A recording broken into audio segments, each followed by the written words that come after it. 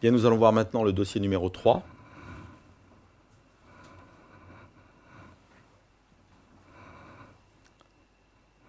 Donc, il s'agit d'un homme de 35 ans, M. LS, qui est chauffeur-livreur, qui vous consulte pour une violente douleur au bas des reins, qui est survenue brutalement alors qu'il livrait une caisse de bouteilles de vin. Il a senti comme un craquement dans le dos et se retrouvait dans l'impossibilité de se redresser. Toute tentative pour se redresser, s'asseoir ou s'allonger, lui arrachant un cri. C'est le premier épisode de ce type, que vous avez peut-être eu, vous, à connaître. Il n'a aucun antécédent personnel ni familial particulier, et notamment, il n'a pas d'intoxication alcoolo-tabagique. À l'examen clinique, c'est un patient en bon état général, qui pèse 90 kg pour 1,80 m, donc il est costaud, apyrétique, et l'examen est difficile en raison de la douleur. Il vous dit qu'il a une EVA à 10. On ne peut pas mobiliser du tout son rachis, on ne peut pas le bouger. Et quand il est allongé, vous ne pouvez même pas soulever ses jambes, car il a un signe de la sègue lombaire bilatérale à quelques degrés. L'examen neurologique est normal. Première question, quel diagnostic devez-vous évoquer? Quel examen demandez-vous pour le confirmer? Bon, il s'agit à l'évidence d'un lumbago aigu, donc une lombalgie aiguë commune d'origine discale.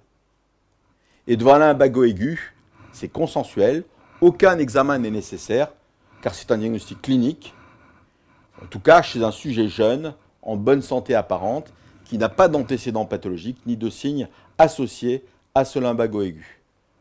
Toute autre réponse vaudrait bien sûr 0, si même la pratique de radiographie standard.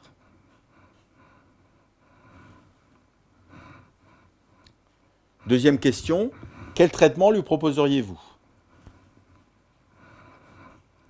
Alors, attention, car il y a plusieurs points sur lesquels vous êtes attendu dans cette question. Donc, c'est un traitement ambulatoire. Et la question se pose de l'arrêt de travail et du repos. Il était classique de dire qu'on mettait ces patients en repos. Or, on nous recommande aujourd'hui de limiter au maximum la durée de l'arrêt de travail et la période de repos en position couchée, car ce sont des facteurs de risque de passage à la chronicité de la lombalgie. Donc, pour traiter au mieux, je vous propose un arrêt de travail limité à 3 jours,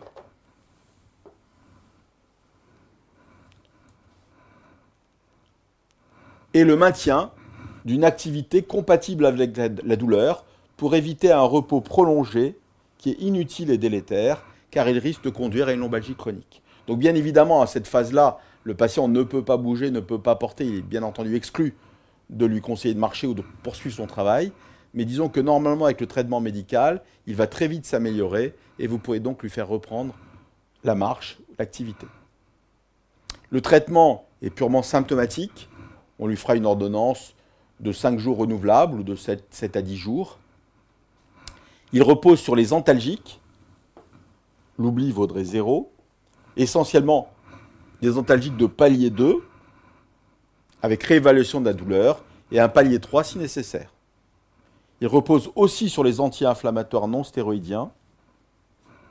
Les anti-inflammatoires non stéroïdiens par voie orale, en vous méfiant, il s'agit ici d'un sujet jeune sans risque particulier, il n'avait pas d'antécédent d'ulcère. La prévention systématique des ulcères par les IPP vaudrait 0 à la question 2. On vous recommande de ne pas faire une association systématique, sauf chez les gens qui ont des antécédents d'ulcères ou les sujets âgés. On s'aidera d'un traitement mieux relaxant, mais dont l'efficacité n'est pas parfaitement prouvée et qui ne serait pas coté de mon point de vue. On va lui conseiller très vite un régime hypocalorique de façon à perdre du poids, ce qui est délétère pour sa colonne, la surcharge pondérale, de consulter si apparaissent une sciatique, notamment un déficit moteur à l'occasion de cette sciatique ou des troubles sphinctériens, mais je ne l'ai pas coté. Et on vous en voudrait beaucoup de lui mettre d'emblée, pour un premier épisode de lumbago aigu, de lui préconiser une ceinture lombaire, car c'est coûteux, car c'est inutile, car ça peut être un épisode sans lendemain. Donc on vous en voudrait beaucoup de prescrire dès ce stade une contention lombaire.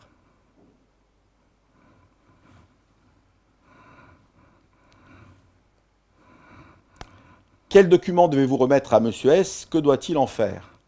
Effectivement, il fallait tout de suite réagir au fait que ce lumbago aigu est survenu à l'occasion de son travail.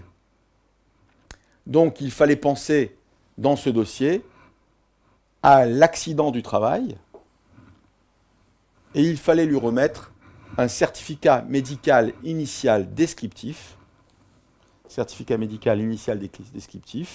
établi par le médecin consulté, avec l'identité du blessé, les différentes circonstances de l'accident avec sa date, son heure, son lieu, le siège et la nature des lésions, rachis lombaire ici, et la durée de l'arrêt de travail préconisé, qui est indiquée sur le certificat.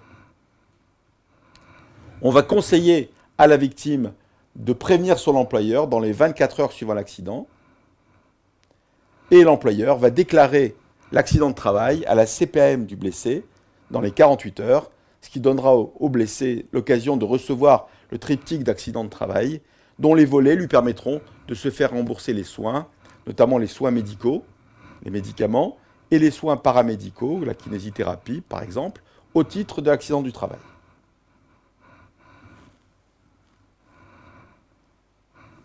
Question 4.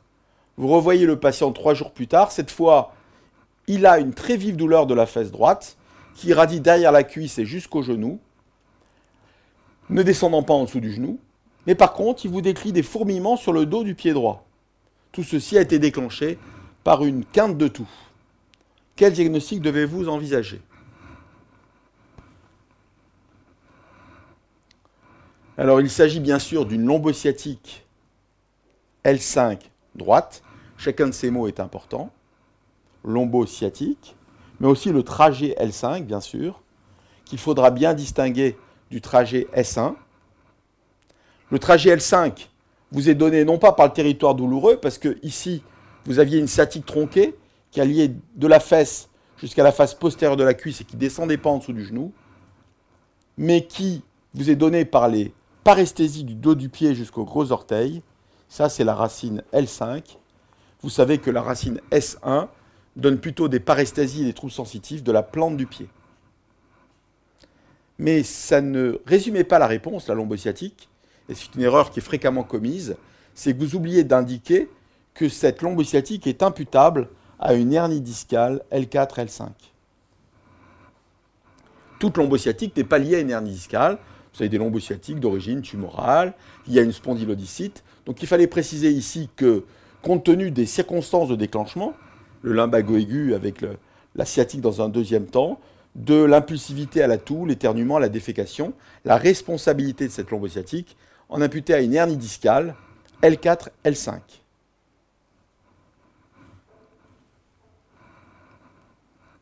Quels autres signes cliniques seraient en faveur de ce diagnostic?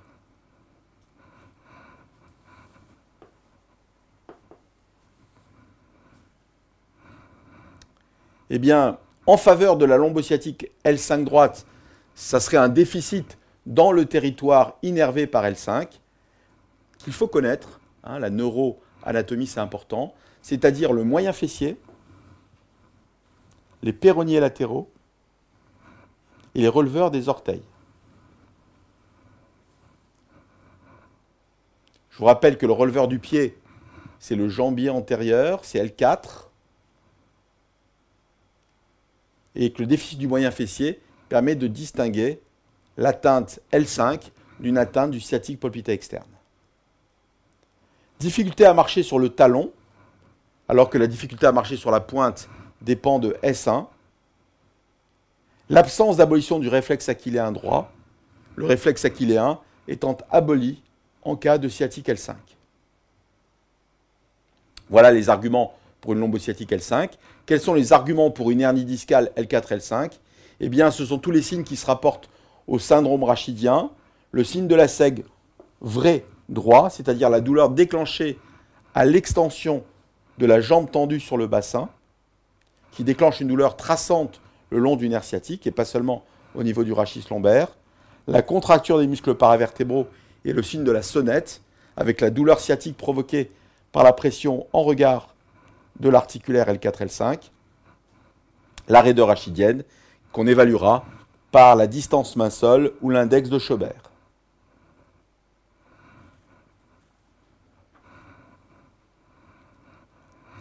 Le patient vous réclame une chirurgie rachidienne pour en finir avec sa douleur. Bon, il a un peu maso, ce patient. Quelle est votre réponse? Justifiée. Il fallait donner la réponse, donc lui dire qu'une intervention n'était pas justifiée ici, car la lombosciatique guérit dans 90% des cas en moins d'un mois avec le seul traitement médical. Seuls 10% des sciatiques vont être opérés.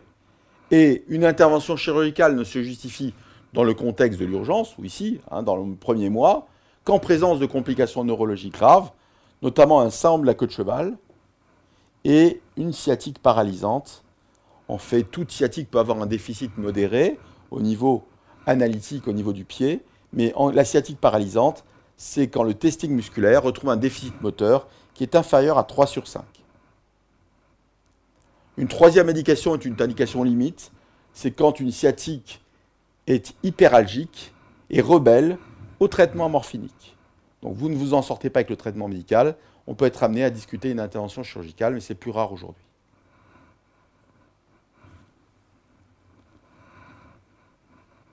Question 7. Vous revoyez ce patient quelques mois plus tard, en raison d'un nouvel épisode de lombosciatique de même territoire. Vous l'avez à nouveau traité médicalement, il a à nouveau été soulagé. Quelle autre mesure thérapeutique vous semble-t-elle justifiée au décours de ce nouvel épisode? Eh bien, je vous attendais ici sur la rééducation et la contention lombaire, qui n'était pas indiqué initialement, mais qui là devient nécessaire. Alors, à savoir la rééducation du rachis lombaire, c'est une question qui peut sortir. Rééducation du rachis lombaire et de la sangle abdominale, on préconise en général 10 à 15 séances. On fera une lettre d'accompagnement pour établir le diagnostic avec l'accord du patient et pour établir les objectifs de la rééducation, les techniques étant à la charge, bien sûr, du kinésithérapeute. Alors, les mots-clés, ce sont les massages à visée antalgique, la rééducation musculaire, notamment pour renforcer les muscles lombaires et les muscles spinaux,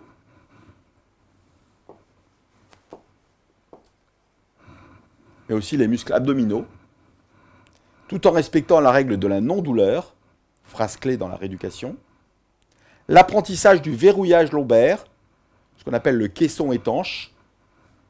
Verrouiller les lombes permet d'éviter les mouvements du rachis susceptibles de redéclencher une sciatique. Et puis, comme toujours dans la question rééducation, l'éducation au rachis, notamment les exercices d'entretien autoprogrammés à faire à la maison, un quart d'heure, une demi-heure par jour, et les techniques d'économie rachidienne, en particulier chez un patient qui met en charge professionnellement son rachis.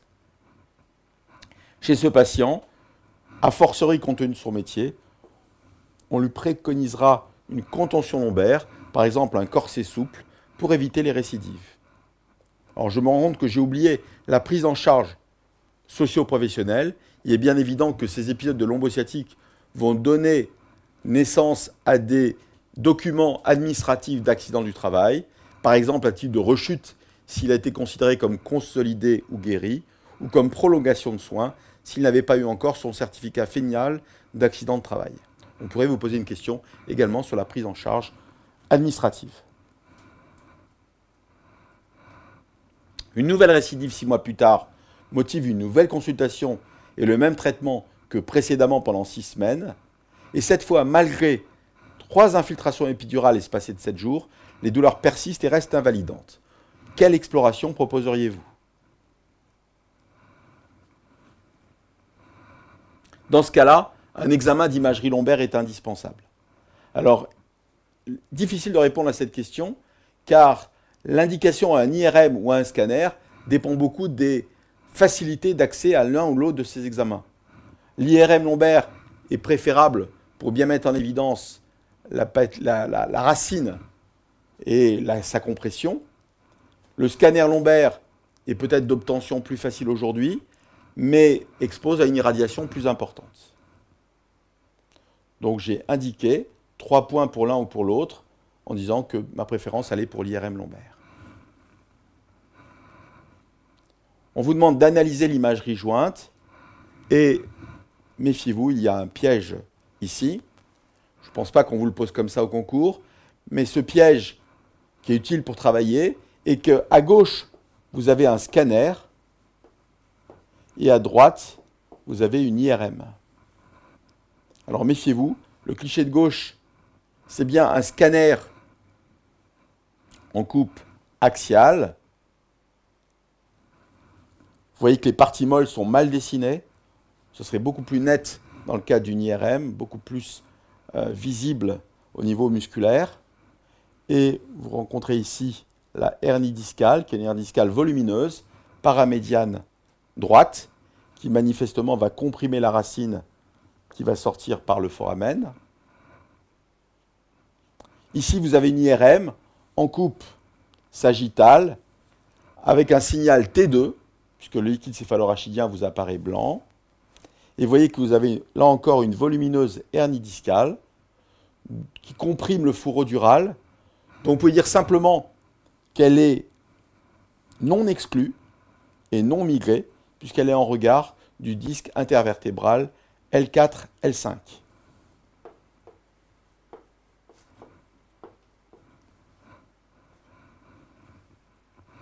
Donc je résume tout ça sur ma réponse à la question 9. Donc scanner lombaire en coupe transversale ou axiale, à gauche. IRM lombaire en séquence T2 et en coupe sagittale, à droite. Confirmant le diagnostic de hernie discale, L4, L5, paramédiane droite, non exclue et non migrée. Question 10. Finalement, ça ne s'était pas trop mal passé. Apparemment, vous n'avez pas eu besoin de l'opérer. Les symptômes ont fluctué au cours du temps. Et il se plaint plusieurs années après, dizaines d'années après, de douleurs des deux membres inférieurs à la marche, qui l'obligent à s'arrêter après 200 mètres de marche en terrain plat et à s'asseoir. Il est soulagé quand il se penche en avant. Quel diagnostic vous paraît le plus probable? Eh bien, vous avez ici un tableau typique de claudication douloureuse, claudication intermittente douloureuse, bilatérale, ce qui évoque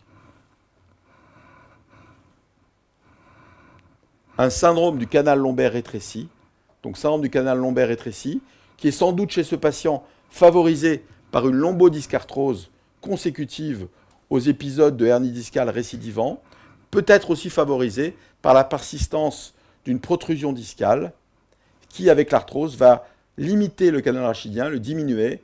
Et souvent, quand vous avez un diamètre qui est inférieur à 12-13 mm, vous avez une symptomatologie de ce type, avec une claudication intermittente douloureuse, soulagée par la position penchée en avant ou la position assise. Voilà, je vous remercie. En conclusion, la lombosciatique est dans la grande majorité des cas, mais pas toujours, secondaire à une hernie discale. On vous demandera au concours de reconnaître cliniquement un trajet S1 d'un trajet L5. Je vous rappelle qu'un examen d'imagerie n'est pas indiqué au début et qu'il n'est recommandé qu'en cas de persistance de la symptomatologie au-delà de 6-8 semaines, tout au moins s'il n'y a pas de complications neurologiques comme une sciatique paralysante ou un syndrome de la queue de cheval. Le traitement de la lombosciatique est médical, bien sûr, mais on peut tout à fait vous poser des questions de rééducation pour la prise en charge des lombosciatiques. J'ai fait figurer ici les items abordés, notamment les radiculalgies et syndrome canalaire, les rachialgies, les techniques antalgiques, médicamenteuses et non médicamenteuses, et aussi les principales techniques de rééducation et de réadaptation.